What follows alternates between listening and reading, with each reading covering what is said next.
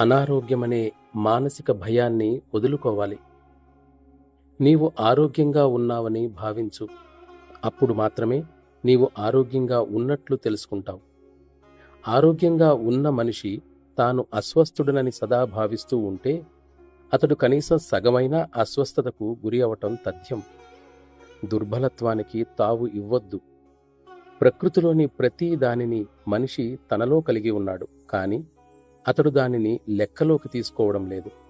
మనిషి తప్పకుండా తన దృష్టిని ధ్యేయంపైనే నిలిపి ఉంచాలి.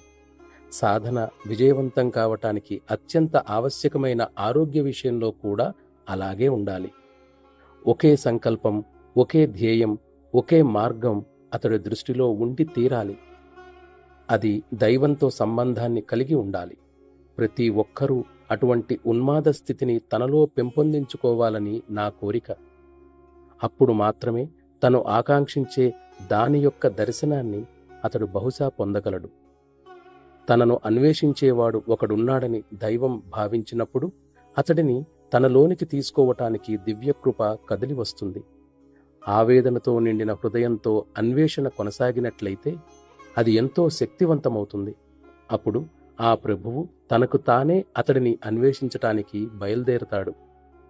అతడి తీవ్రమైన ఆతృత, తపనాత్మకమైన వేదనతో కూడి అతడిలో ఆ దివ్యశక్తి ప్రవహించేటట్లు ఒక శూన్యాన్ని సృష్టించి వారిరువురికి మధ్యగల ఒక వారధిని ఏర్పరుస్తుంది.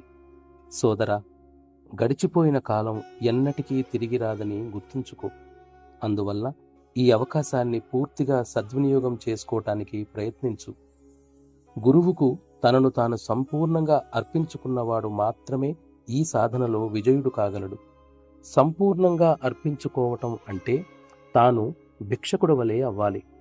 మరో మాటలో చెప్పాలంటే అతడు దివ్య ద్వారం వద్ద బిచ్చగాని వలె మారవలసి ఉంటుంది.